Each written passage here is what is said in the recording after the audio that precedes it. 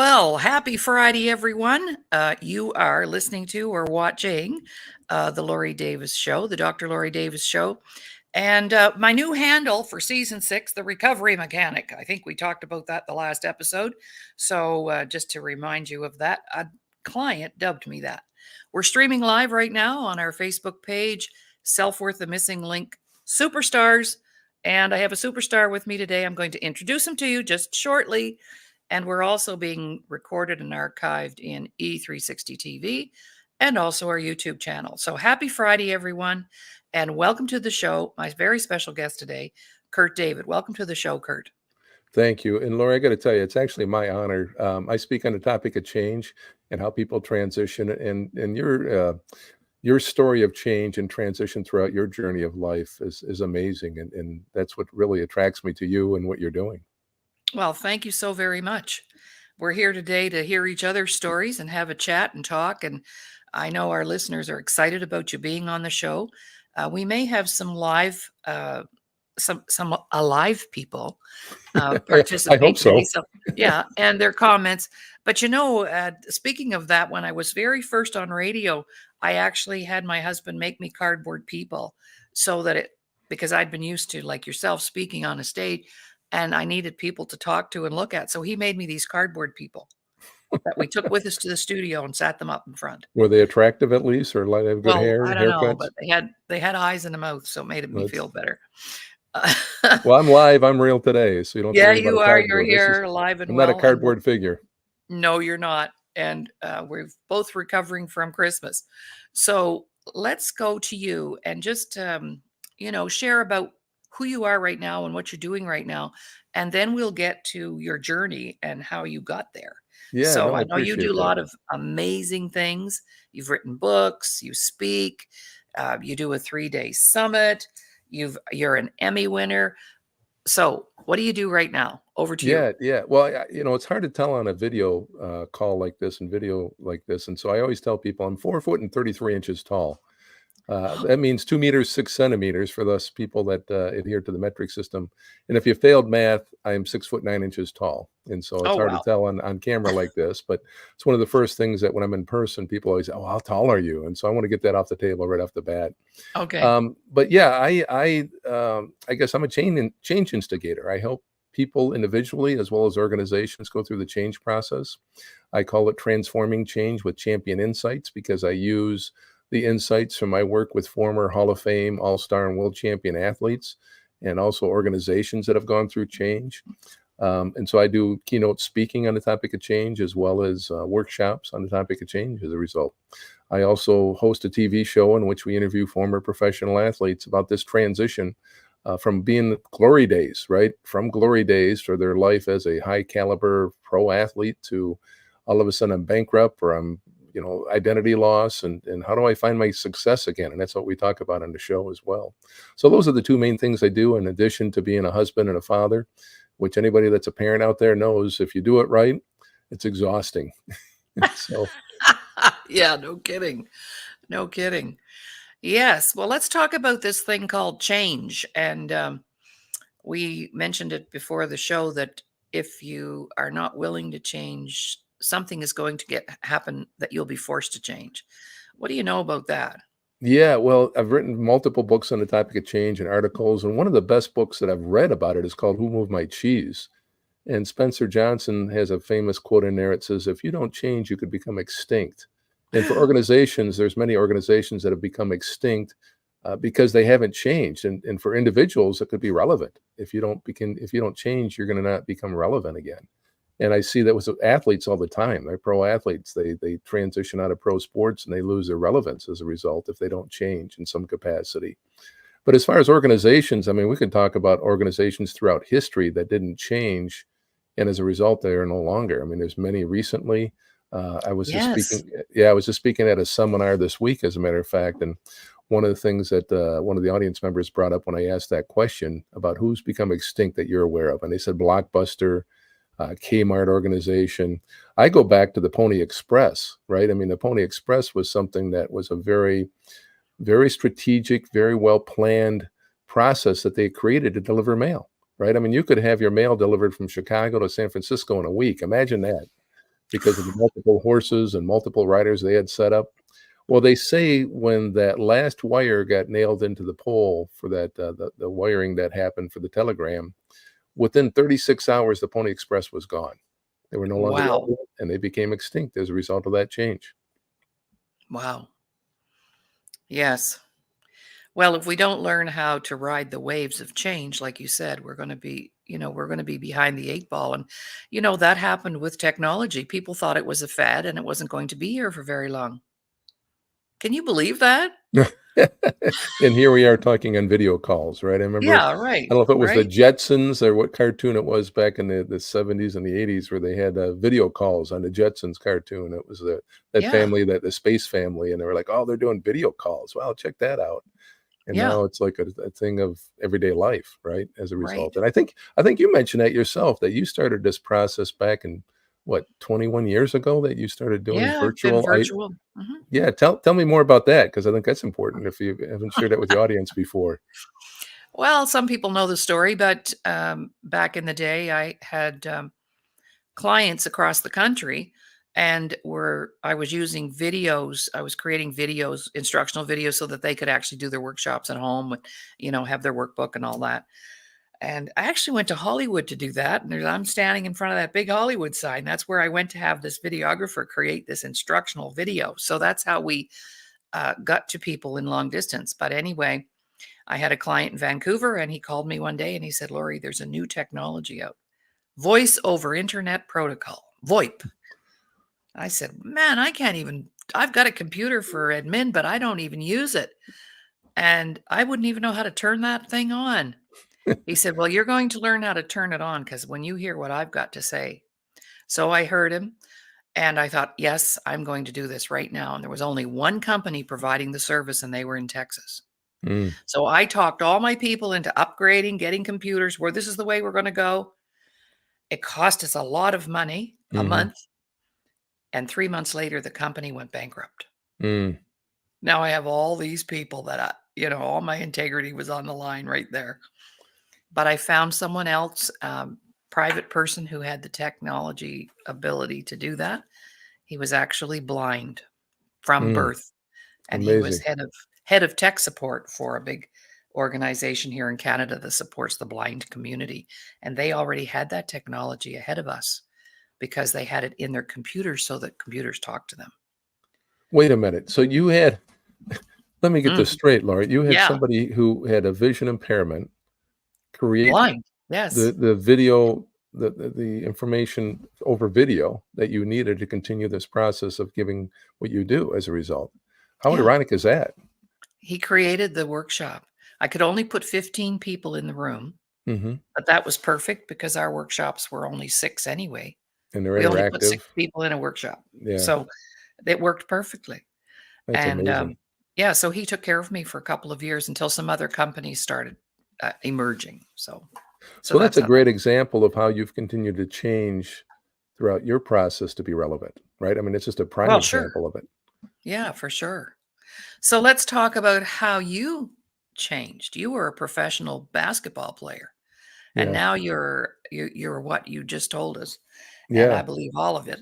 So I know you would probably know this. So let's start with just talking about athletes in general, and what are some of the statistics attached to them that Yeah. happens for them when they leave the pro Yeah, it's life? very sobering, and yeah, you mentioned I was a professional athlete. I joke with people that was 40 pounds ago. I don't go by years, I go by pounds these days, and so that was 40 pounds ago. I think that converts to about what, 18 kilograms or whatever it is? I'm not sure. I Something have like to get my that. calculator out for that one, but, seriously though, Laura, yeah, it's certainly one of the most important things for an athlete as they transition, whether it be a high school, college, professional athlete, is identifying who they are, right? I found the athletes that struggle the most with this transition, their identity is that sport. And it doesn't even have to be sports. Your identity could be, being a TV host. Your identity could be, I've been a CEO of this company for 30 years, and that's their identity. And so when it's over, that's a very big nut to crack and big difficult transition as a result. And so one of the best things that I tell people, whether it be a pro athlete or whoever, when you're in transition, you have to know your identity, who you are. In fact, our own kids, like I have a daughter who's a high-level soccer player getting recruited by everybody for college. And one of the things I've told her, I said, well, soccer is just what you do. It's not who you are. You need to figure out who you are. Because if you're just a soccer player, when it's over, you're going to be in trouble, right? That identity is going to be gone at some point. And, you asked about the stats. Laurie, I always joke about this one. 100% of professional athletes ultimately lose their job. Undeniable fact, right? At some point, all pro athletes are done. And, I think the average lifespan, depending on the league, is 3.2 years, 3.4 years, depending on the league. So, it's a very small window of opportunity if you do get to that level. You can look at the percentages, 0.1% of high school athletes will ever play professionally. I mean, you think about that. It's just, to get that level is huge. And so let's say somebody does get to that level, whether it be a pro athlete, CEO of a $500 million company, or whatever that high level is, 100% of professional athletes are done at some point. 25% of NFL players, National Football League players, are broke within the first year out. Wow. 78% of NFL players within 2 years are broke. Not much better in basketball. 60%, 60 of NBA players are bankrupt within 5 years. And there's an 80% divorce rate for transitioning athletes from job loss to disaster. Wow. That's the reality. And Wow. so, yeah, that, there's been documentaries that have been based on this topic. Sports Illustrated wrote this article many years ago with these statistics. That's where I got them from, was a Sports Illustrated article. And, you look at this, and it's not just the money, it's not just the divorces.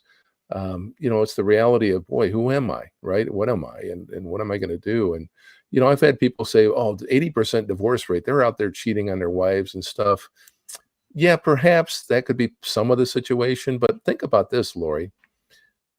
If I go from being on the road 6 months out of the year, which is normally what happens as a pro athlete, to suddenly I'm daily toe-to-toe with my spouse with an 80 or 90% pay cut, what relationship's going to survive that, right?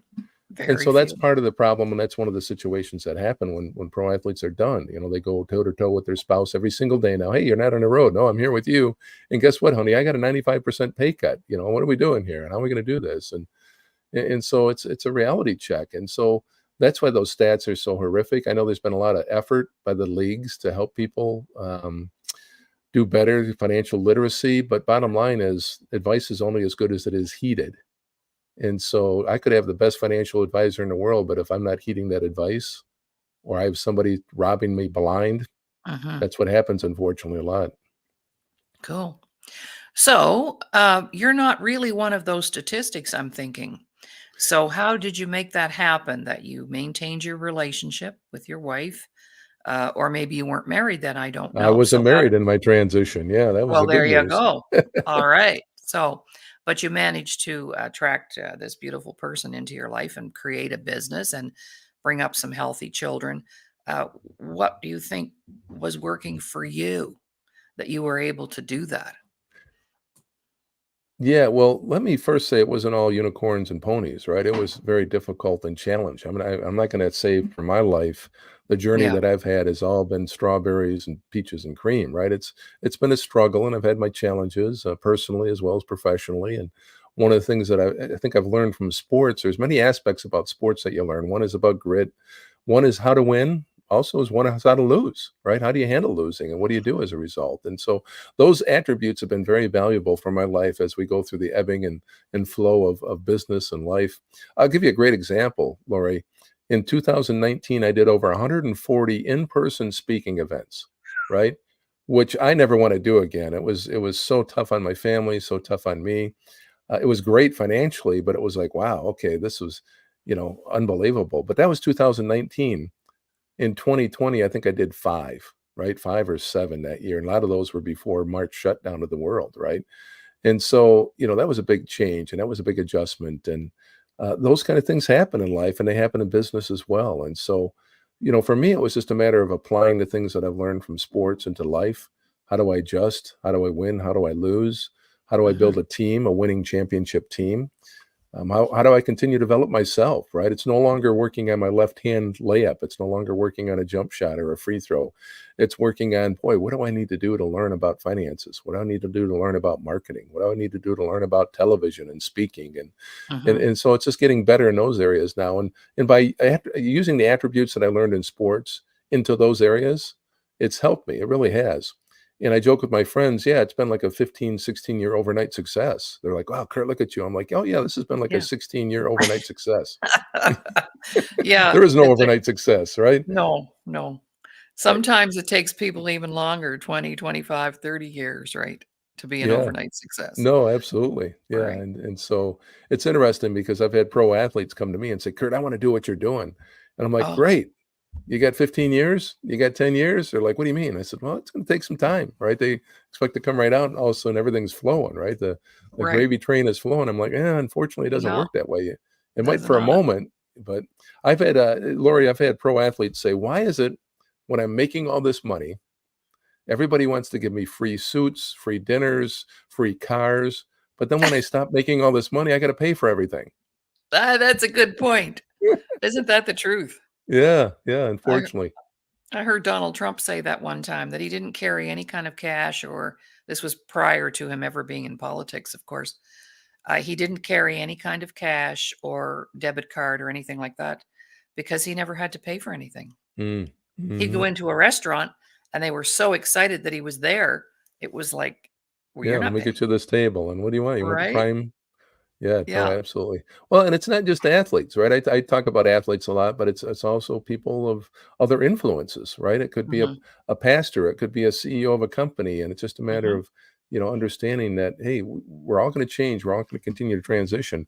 What I've discovered, though, here's the part, and we haven't talked about it yet, but after my pro days, I decided to take a year off. And I can tell you more about that story because it wasn't all pretty. I was pretty angry, as a matter of fact, during that time. But I took a year off, and partway through that year, I got tired of just laying around and being angry. So I decided to go to graduate school, work on a master's degree in counseling. And I bring that up because one of the things in counseling I've learned is to look for patterns. And so when I got into this working with former pro athletes and their transition, I started looking for patterns. Like, what's going on? These people that have found success again, what did they do? And what I discovered, Lori, is there was 5 commonalities that kept coming out over and Oh, over again. I'm cool. like, "Oh, okay, here's a pattern here," right? And so I started grouping these patterns, and being a simple guy that I am, I created an acronym so I could remember what they were, right? So I created the Cool. acronym RULES, RULES, and Oh, I cool. call I'm them writing this down. my 5 rules of change. And what I've learned is that those not just apply to former pro athletes, they apply to businesses, individuals. As we go through this change process, it's actually a very simple process for how do we change, right? Because there's 3 aspects of change that I think are important to answer. One is, why are we changing? Why as an individual are we changing? Why as an organization are we changing, right? We have to be able to answer that question.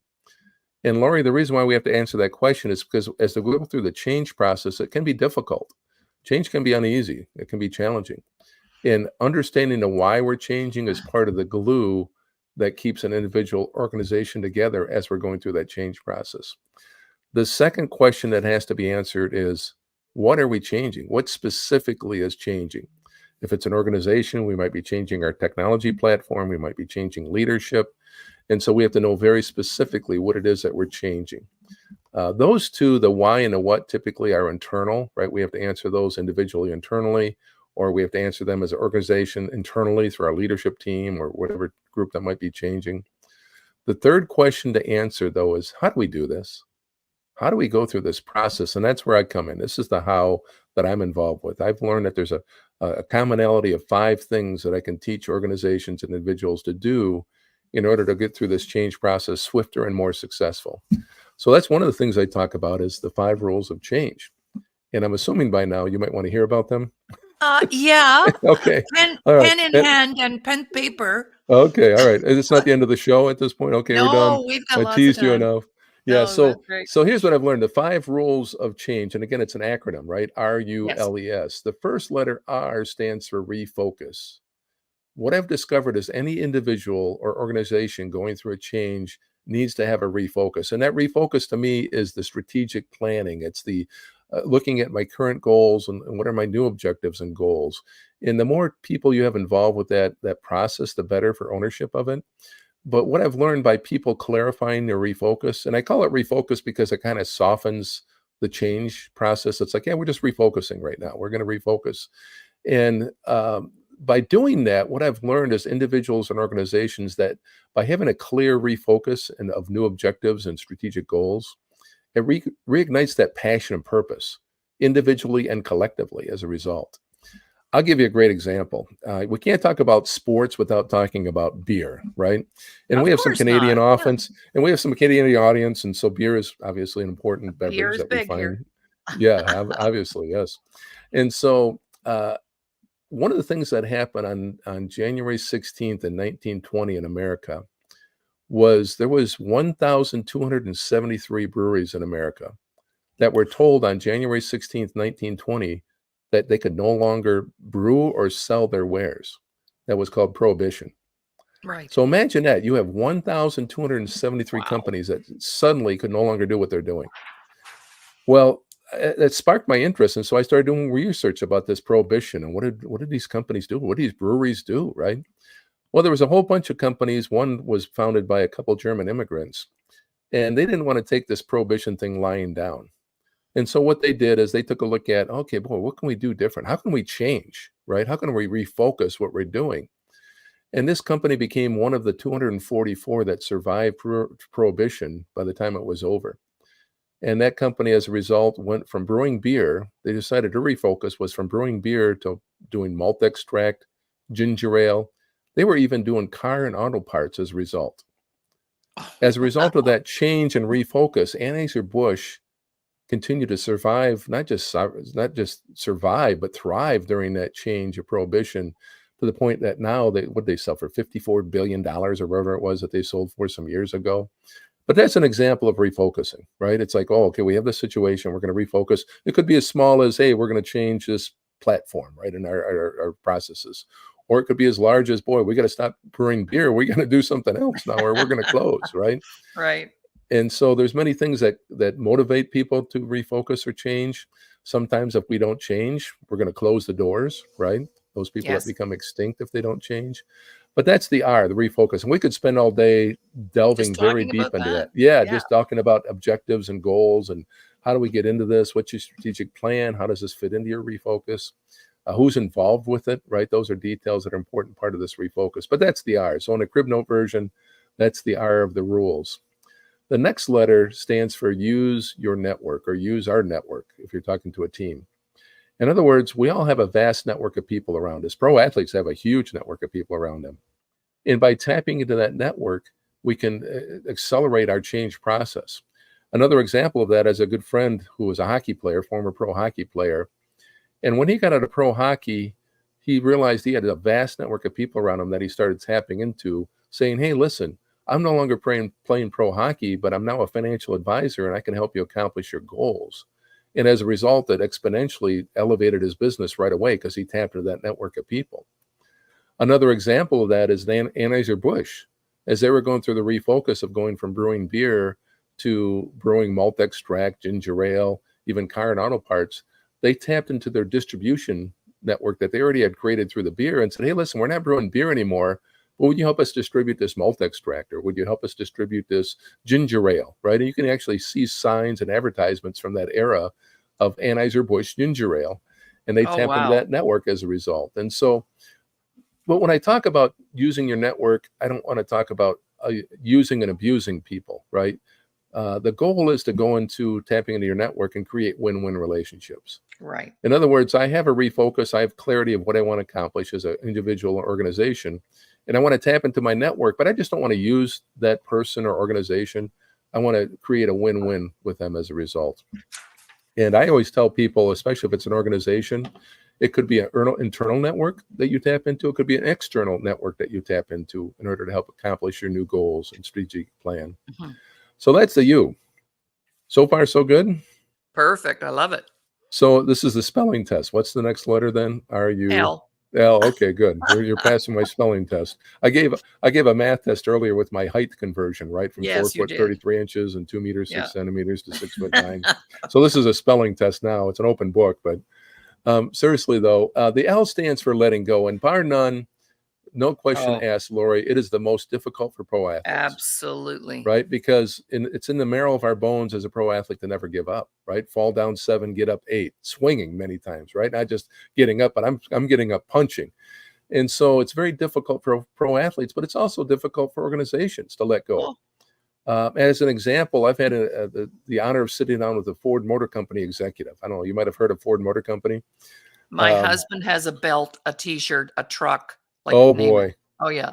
Okay, well, I'll have a couple Ford stories you can share with them after this Okay. then. So Ford Motor Company, I have the honor of sitting down with Ford Motor Company after executive, and I talked to him about 2008. Remember that little thing that happened, a little blip in the radar in the economy that happened in 2008? Yeah. And I asked this executive, I said, how did Ford Motor Company get through this without taking government money, right? Everybody else was taking government money, Chrysler and GM, they were all taking, and Ford didn't.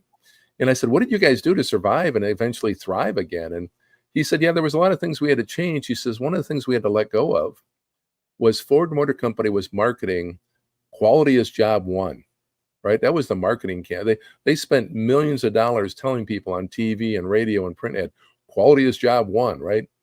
He said, we realized at Ford Motor Company, we really weren't creating the quality that we were capable of. He said, we had to let that go.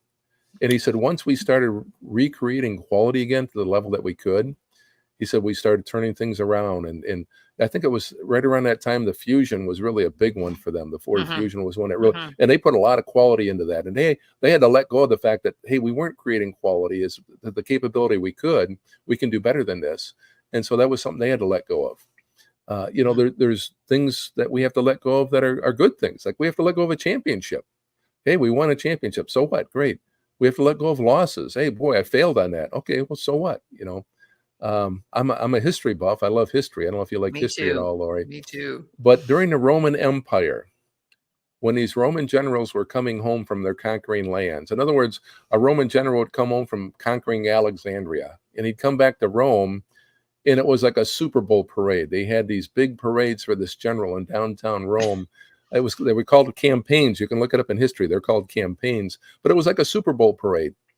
And literally, this general would be on the chariot getting all these accolades, and it was such a big deal that even the general's family was followed in chariots, all dressed in white, and they'd be following in chariots behind them.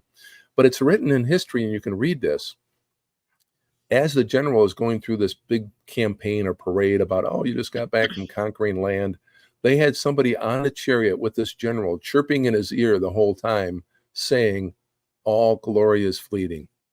All glory is fleeting. In other words, great. So what? What's next? Let it go. Let's move on. And so that's an important part for us emotionally, practically to do in order to move forward. And, some people let go very easily. As an example, not to be too long-winded about this one, but I had a former Olympic medalist that called me up out of Houston, Texas, and he says, Kurt, I heard that you work with athletes in transition. And I said, yeah. He says, well, I just want a medal in the Olympics. And I'm like, okay, you have my attention. And he started talking about his transition. He wasn't sure if he wanted to commit another 4 years or not. We went back and forth literally for 6 months on phone calls. And finally, after 6 months, he's like, yeah, I'm going to let it go. I'm not going to commit another 4 years, and I'm going to move forward. In contrast to that, I had an agent call me up and say, Kurt, I got a Major League Baseball pitcher that just got cut in spring training. Can you sit down with him? And he was local here in Detroit, so I sat down with him. We started walking through this process. Within a week, he had let go of the fact that, hey, I'm no longer a pro athlete. I'm moving forward. I have my goals. I'm using my network. And so everybody's different as far as their timetable for letting go. You've probably seen that in your own life. Have there been things that you've had to let go of? Oh, What's an listen. example of something you've had to let go in your life in order to move forward and change? Oh gosh. Well, just before COVID, I had to let my retreat center go. I had a big retreat center, 18 bedrooms, a Oh, big commercial restaurant, a Red Seal chef. I mean, I brought people in on the busloads came. And I could see that that was not going to be a good thing. And the fortunate thing was I didn't own the building, I had leased it. So when mm-hmm, my lease came up, I let it go. mm, Killed me I because, bet. uh, because we were doing such great work there. And that was my third retreat center in my career. We've had three Mm. big retreat centers. So I had to let that go. But I know people that can't even let go of an old sweater. Grandma Well, gave it to me, let me right? push you There's on the this a little. emotional attachment. Yeah, no, I agree. Yeah. So let me push you on this. What was the benefit of you letting go of that? What was the benefit and outcome now as a result of you letting go of that retreat center? I mean, as beneficial as it was something you needed to do. But Yes. what is now the benefit of you doing that? What became the benefit for you doing that? Retirement for my husband, Mm, which was mhm, very timely for him because he was our maintenance guy. He mowed 8 acres of grass every week. mm. Um, and he felt had a lot of responsibilities in the upkeep and so on. So it enabled us to have him retire, which was very important. And especially now with health With challenges and health, so on. yeah. Yeah. So he probably wouldn't have survived some of the things with if we had still been there. Mm, great Yeah. point. So Yeah. from a personal standpoint, yeah, and then from a professional standpoint, obviously, put you in a better position financially and business wise and everything as a Yeah, well, result. I just decided to expand by, creating the show. I didn't have this particular show at the time. Um, Expanding my online work. Yeah, it all, and now I'm in a place where I can manage it all and we're comfortable and nothing has to stop me from moving forward or doing bigger things down the road. So you're a great example, Lori, of letting something go that's very dear to you and difficult to let go of, but there was a benefit as a result, personally and professionally. And then, and Always. this, There's this is always. the point I like making to people: is letting go can be difficult, right? And everybody has their own timetable for doing so, but it helps accelerate through the change. It helps accelerate through the success that can happen and significance that can happen once we do that. I've talked to pro athletes, Lori, that 10 years, 15 years after they're done playing, feel like still can play. I'm like, "Man, at Oh, some point, man, you gotta let this go," right? I mean, honestly, it's like, "Have you seen your belly yeah. lately?" Right? It's Yeah, like, right. Right. but yeah, so that's the L, RUL, and then back to the Cool. spelling test again, where the next letter is the E. the letter E, and that stands for execute your plan. What that means is during the refocus process, we create a plan. That's our goals. That's our strategic goals, of strategic, whatever you want to call them, objectives. If you want to call it personally something or professionally something, whatever you call it, that's our plan. And what I've learned is going through the change process is very difficult. In fact, I use the image of a water pump, a hand water pump, when I talk about this with my presentations or workshops. And one of the things that I talk about with that water pump is what's it take to get water out of that hand water pump? Not a people. Now, for our younger audience, a hand water pump is something that has a level on it or a handle on it. You have to pump it to get water out of the ground. And Laurie, you and I have been around long enough to know that what do we have to do with that water pump to get water out of that water pump with the We handle have on to it? prime that pump.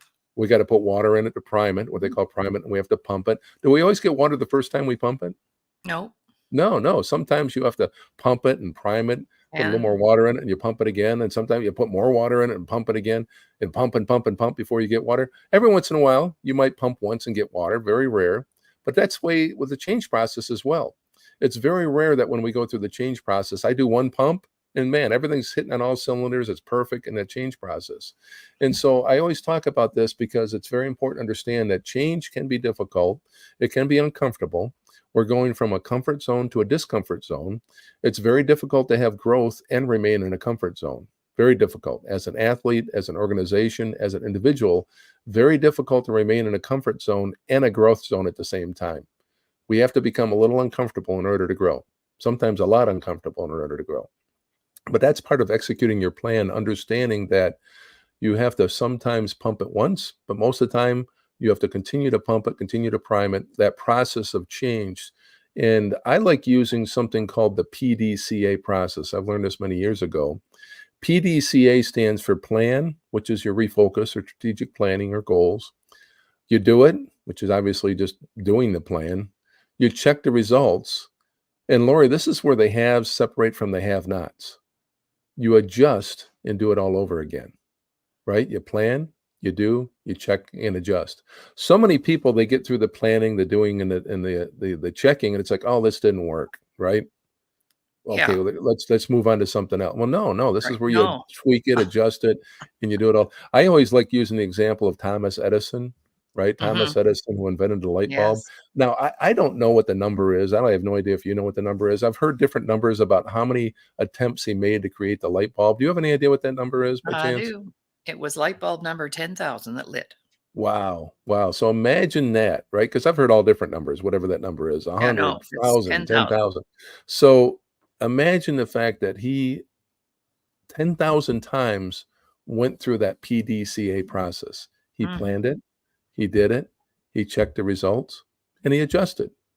And thank goodness he did because we now have light as a result We'd of all be his. in the dark. Yeah, we'd still be in the dark perhaps, right? Unless somebody else came through, but seriously though, so that's part of executing your plan, right? You have to Yeah. plan, you have to do, you have to check, and then you adjust as you're going through that change process. I've talked to companies that they started a process of software technology changeover, and as they're going through that, they realize, "Oh, okay, well, we need a patch here, we need a patch there," whatever that is as they're going through that process. So I always like when I talk about the change process saying, as you're executing your plan, understand there's going to take some grit, there's going to take some discomfort. um, the guy by the name, he has a book out, and I can't think of the name of the book right now. I'm sorry, but it's in his book. He talks about order, disorder, reorder. In other Oh, words, cool. we have order in our life. As you're going through change, you have some disorder, but it's part of the reorder process. And Mhm. so that's what happens as a result of executing your plan. So Mhm. that's the E. The last letter S stands for someone. What I've discovered is that any individual or organization going through a change has someone or a mentor, so to speak, to help them get through that. In other words, somebody who is where they want to be to help them get through that. I brought up about the Ford Motor Company earlier. And one of the things this executive said when I talked to him about the changes and what did they have to do, he said, well, when we were going through that in 2008, he says, we actually tapped into a mentor at that time. And I said, oh, tell me more. So he talked about their mentor being someone who actually used to be with Ford Motor Company, left Ford Motor Company to run another company called Chrysler in the 1980s, took Right. Chrys took Chrysler through very, very difficult times, and as a result, brought them out of bankruptcy, brought them in a better place. And as a result, Ford Motor Company said, we tapped into Lee Iacocca to give Yeah. us a little mentorship about, hey, you went through this before back in the 80s. What can we do to help head this off? And so they had a mentor that helped them through that. There's many athletes that have mentors. I talk to pro athletes that are television broadcasters that talk about how they used to spend time in the studios just learning from other people and watching other people. And so it's all important for us to identify, boy, who's it one person in my organization or internally, externally that I can tap into to help me accomplish what I want to accomplish. So that's what the S stands for. So RULES, refocus, use your network, let go, execute your plan, and then someone or find a mentor to help you get through this. So, We could spend all day oh, deep listen, diving we on each of these, could. right? So I've come up with a sentence, and I use it a lot when I with other things, but what I pulled from that is comfort and growth cannot occupy the same space. Very true. Just like Very, love and hate cannot occupy the same space. yeah. No, you're See? absolutely right. Well, So I love that. and what we get familiar. I call it the familiarity zone. We get familiar with what we do on a day-to-day basis, professionally, personally, and to leave that familiarity is very difficult. But we have to do that. That's the discomfort that happens when we go through change. Ironically, and she's not here to defend herself, I'm married to somebody that hates change. It's very Oh, ironic that her and I are married. It's like, I love change. I love talking about change. I love looking at how can change help us, right? What can we change to help us? And she really has a hard time with change. And so it's helped me to understand there's a lot of people out there that struggle with this, right? They don't like change, whether it be personally or in an organization, professionally. And but I like to flatten the path, so to speak. You level the path so it makes it easier and makes people more change ready, right? If you give them tools that they can use through this process individually or as an organization, those mhm, tools can help level that path so this change process doesn't have to be as painful. It's still going to be right. uncomfortable, right? But it Oh, doesn't have yeah. to be as painful. Yeah, for sure. I've been married 3 times. I know all about change. There's a little bit of change. Yeah, a little bit of change. Yeah. But it's And kind some of of it, like, I'm sorry. Go ahead. Oh, I was gonna say, and some of it you probably wanted, some of you didn't want, but there was many things you had to let go of, right? You had to set new Yes. goals as a result. And, I don't know if you found a mentor or something to help say, "Okay, how do I find a better relationship?" Right? And so Well, I had already declared there wouldn't be any more relationships when I was 42. I had mhm. told my parents, I'm done. I'm emotionally and financially bankrupt because of these guys. And that's it. I'm not getting involved. That was at Christmas time. And Something changed. On the 11th of January, I met Ron Davis Mm, mm. 32 years ago. So something changed within you to Yes. cause you to say, "Okay, well, I'm not gonna stick to that anymore." So Yeah. again, change is constant, right? If we don't Yeah. change, we'll be extinct. I think it was Heraclitus, if I'm pronouncing his name correctly, from 500 BC. Heraclitus, he was a Greek Hmm. philosopher, in 500 BC said this, and this is who coined this original phrase. "The only constant in life is change." Right. The only constant I mean, so they've been, talking about this for thousands of years, people have been. And Yes. so it's nothing new Yeah. for us, right? And No. that's the part No. that's like, "Oh, wow, we're all changing." Well, yeah, of course. This has been going around for a while. Mhm. And so Well, too, something Dr. Wayne Dyer said was I was a big fan of his. mhm, And he said, if all your value is tied up in what you have and what you do, when that goes away, then what's left? that's that identification thing I talked about earlier, Right? right? You did. If my You did. identification is in what my activity is, Yeah. And I what had a you pro do. baseball player that said all I knew was baseball since I was 10 years old. That's all I knew. I was Yeah. baseball, baseball, baseball. At 35 years old, I'm out of baseball. Yeah. And he said I had to learn how to write a resume. Oh, And, wow. he had his wife saying, "What you gonna do next?" He's like, "I don't know." And it's just a matter of Hmm. working through that. And again, it's not just pro athletes. I mean, I talk a lot about pro athletes, but there's organizations, there's individuals that have that same identity crisis of, well, who are Hmm. we? What are we? Hmm. And what are we doing? Right. And I think it's important for an organization to have clarity of that. There's no question. Absolutely. You probably talked to a couple that didn't, right? Yeah, exactly. So let's talk a little bit. We've got some time to talk about your show. I would like the Glory Days. Um, you know, that experience that you had producing that and ultimately winning an Emmy. That's huge. So Yeah, let's talk about that. no, it's I'm interested. interesting. Yeah, no, I appreciate that, Laurie, because it all started on one basis. I had my own transition, right? When I came out of pro sports, like I said, I was angry. I went in for knee surgery, and the orthopedic surgeon basically said, "Kurt, you can keep playing basketball and not walk by the time you're 40, or you can give it up." And I'm like, wow, at 27, 28 years old, I'm like, okay, I want to walk. But it was difficult. And so, looking through my own transition and things I had happen to me, many years from there, I had the idea. I thought, wouldn't it be neat to sit down with other former pro athletes and hear their stories about how they recreated their success after basketball, after baseball, after football. So that's what spawned the idea of my book, From Glory Days: Successful Transitions of Professional Detroit Athletes.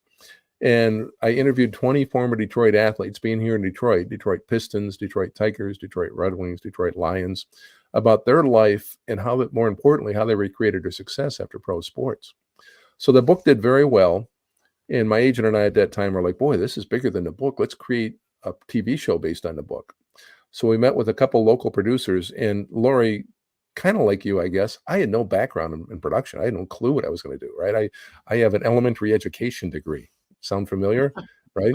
And I have a master's in counseling. I'm like, okay, boy, how does this all? So I had to learn from other people that were much, much smarter than I was.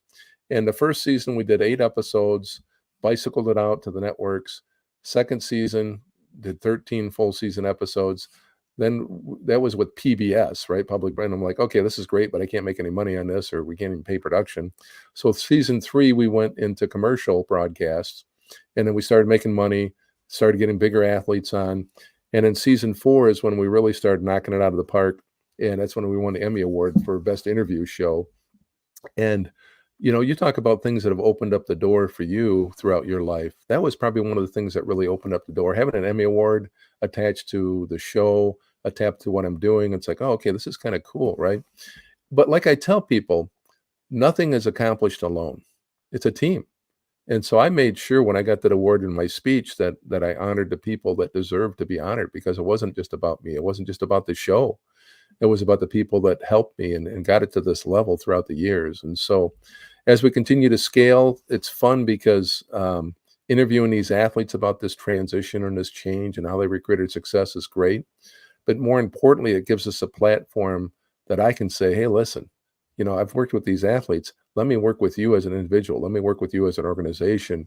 It's kind of an amplifier for what I do as a Yes. speaker for workshops, kind of like your show, right? It's an Yeah. amplifier for the workshops that you do. I mean, what you at now? Is it 1,000 workshops you have? We have over 1,000 workshops I've created And they're all, what type of topics do you have? with all hard copy curriculum. They're backed up with curriculum. It's not just kind of out your Right, mouth or right. out You your have butt. very specific, uh, but Um, it's yeah. on the topic of what though? The topic that you specialize in.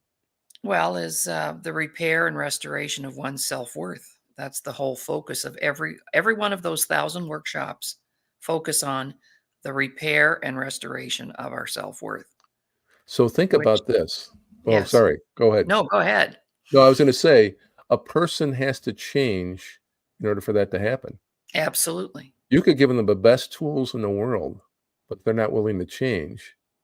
Nothing's going to happen. Right. And so that's why it's so important that people, the audience that's listening today and in the future understand that change is an important part of life. We have to accept change and not just accept change, but adapt.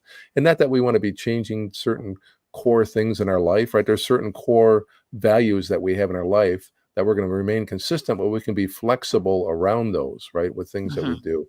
And when it comes to your workshops, people come in, if they don't want to change or they don't want to learn, right?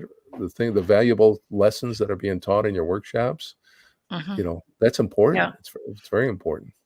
A lot of people, however, do not feel worthy, mind you, of the change they need to make.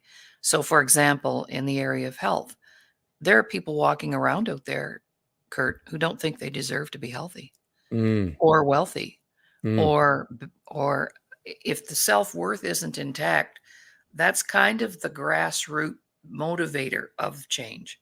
Because when people realize that they have value and are yeah, worthy of that have a change, purpose. Yeah, they have a they purpose. will do it. Let But I me ask think, you this. Yeah, okay, why do people don't have that? What happens? early childhood negative experiences and trauma. Oh, okay. And once you've had that, and that self-worth, that part of us that inhibits us from loving who we are, uh, it blocks a lot of things. Yeah, no, It that's a blocks great. wealth, health, change, great relationships, all kinds of things. But it took me a while to figure that out because at the time, 30 years ago, I couldn't even find a paper or a book that had ever been written about the concept of our self-worth, our Mm, ability to love ourselves. hmm So most people looking in the mirror and they don't like what they're looking at. mm. And That, lately, I'm thinking the same. well, well, Laura, let me say this, and I've learned it myself. It's better to be over the hill than under the hill. Okay. That is And so correct. That we is got that correct. going for us anyway. Yeah. But no, Yeah. seriously, I think that's so important because, our history, and I know Doug Smith, who you've had on the show, talks about that, the trauma that we've been through, whether it be emotional trauma, Yeah. physical trauma, most importantly, the cumulative trauma that we all experience throughout life. Hmm. If we're not aware of that or put that in check or change that, that can have very serious damage. And it's interesting you mention that because as a parent, that's one of the things that we strive is not to damage our kids, right? Oh, I don't want to damage my kid, right? I want to try to do the best I can that, as parents, we're still human and screw up every once in a while. Oh, yes. And, Yes. and, you think about dysfunction, right? We all have heard that Oh, dysfunction. And I think that all of yes. us have had a level of dysfunction in our upbringing and probably even in our parenting as well, that there's a level of dysfunction that happens. And it's Well, just a that's my matter of next book. what I'm is it? sorry. I didn't mean to interrupt you. No, no, no. Let's hear it. My What's book your, that I'm working yeah, on right now, is. 100 Shades of Dysfunction. Ooh. And And there's only 100? I was just gonna well, say. I didn't have to go outside my own family circle to come up with the 100, okay? Okay. Or So it's friends or lessons of life. experience. Yeah, from your Yes. own lessons of life. And how valuable is that for people to be identify with those, to be able to say, "Oh, yeah, that was what in my life. This is what I experienced, and this is what I can do about it." Right? That's what you're Well, gonna when you talk talk about. about, yeah, and when you talk about change, I can't change what I'm not aware of. Mm, mhm. I have to be Yeah, that's a aware good of it point. before I can change it. If I've not accepted the fact that I'm an alcoholic, I'm not going to do anything to change it. Mhm. I have to Yeah. acknowledge that. So a lot of times people are operating in dysfunction, but they're not aware of it because they have never connected to that. So, for example, betrayal. If you're busy, like you said earlier, walking on people to get where you want to go and Mhm. taking advantage, that's a dysfunctional behavior. Mhm. Yes, it is. So, yeah. So that came out of me being evacuated last May. We were evacuated for 2 weeks from our home because of wildfires. Mm. And we're in a little camper with very good friends of ours and 4 dogs, and I'm bored. And what am I going to do? So I sat down with my friend Kathy, and she and I came up with a list of 100 things Wow. because we Wow. were watching the people in the campground who Yeah, were you're like, "Oh, there's also, some dysfunction. There's something going look at that." oh, yeah. So anyway, over to you. Wow. No, Yeah. that's amazing. Well, to me, and back to the change thing, and I believe this is I can't change you. I cannot No. change anybody, right? They have to want to change. An organization has to want to change, right? I can give you principles and practical protocols and processes to help you level that path of change, but I can't change it. You have to decide, right? An organization has to decide they want to change and how they're going to go through that process. And so that's something I've come to grips with. But like you said, that value, the worth, to me, identifying a person's purpose is really important, professionally and personally. In fact, I'm involved with an organization that does this Purpose Summit every year, and we've been Oh, at University of Notre Dame the last 2 years. I've spoken down there. This year, we're going to be in Charlotte, North Carolina. It's called oh, the Purpose Summit, and literally, we have speakers from all over the world come in. Like we've had the CEO of WD-40, Gary Ridge, who's a phenomenal man, and just like your neighbor, right? He'll spend all 3 days there after speaking and just hang out with people and talk. yes. But it's all about identifying and helping people find their individual and professional purpose, right? You find as an individual, I can identify my purpose, but then how do I fit into this organization? How do I find my organizational purpose? And so those are things that are topics we talk about at the Purpose Summit. And many times, most of the people walk away saying, I found my tribe. Wow, I found my tribe. This is a group of people that I really associate with. And it's been amazing. And so I'll be speaking there again this year, Good for coming up you. in a couple months in Charlotte, North Great. Carolina, about the purpose. But to me, like people ask me, well, what's your purpose, Kurt? What's your purpose on this earth? And I've made it very simple. To me, my purpose is to serve God and serve others using the gifts and abilities that I have.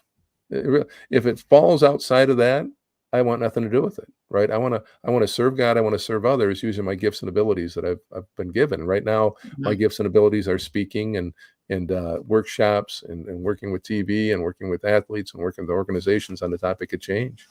Could mhm. that change? Probably, right? You've seen a little bit of change. Well, you've seen a little bit of change in your life. Who knows? I might be playing banjo in Nashville in the next 10 years. I You mean, who never knows? know. I don't think so. My fingers are too big to play banjo, so they're Oh, going yeah. to work out too well. Well, in the field of purpose, I always ask people 3 questions. Why are you here? Mhm. What do you want? And what are you willing to do to get what you want? Mm. That's your purpose. So mine is, why am I here? To make a difference. Mhm. What do I want? To continue to make a difference. And what am I willing to do to get what I want? Make a difference. Mm.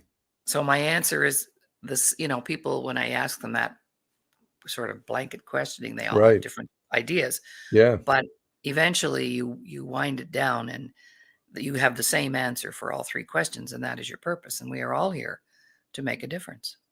Well, it's interesting, Lori, because that third one, the third aspect of that is probably the one where people get hung up. Like, okay, yeah, I know Yes. what to do. I know, knowing what to do isn't good enough if you don't have discipline to do it. And so, okay, what am I willing to sacrifice to do that? Right? That's Mhm. the key. That's that, that would fall in with executing your plan, right? Okay, well, I know Right. the change. I know what I'm going to do. I know what I'm Mhm. letting go of, but boy, I got to get through this. I got to work through this. And so it's Yes. very clear that what am I willing to give up in order to do that? Or what am I willing to do? Not necessarily give up. Sometimes it is giving up, right? Something. Mhm.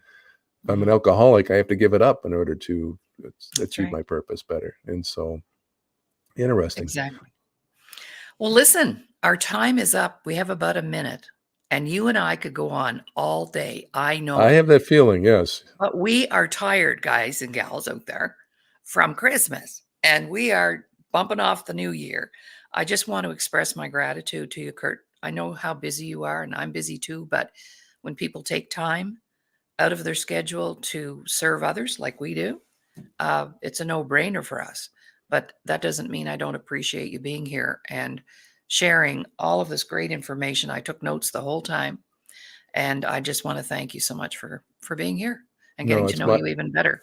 yeah, it's my pleasure. And if anybody wants to get a hold of me, kurtdavid.com is how they can reach me. Yes, I ran that Yeah. a few times Yeah, there. perfect. That's the best way to get Okay. a hold of me, and I'd be happy to reach out or have somebody reach out to me if there's something I can do to help. But you and I are in a helping business, and that's what runs us. That's what gets us out of bed every day to go out and help others, and that's what drives us and motivates us. And I appreciate that about you, Laurie. I love that you do that in all different capacities. Thank you for having me Mhm. on today.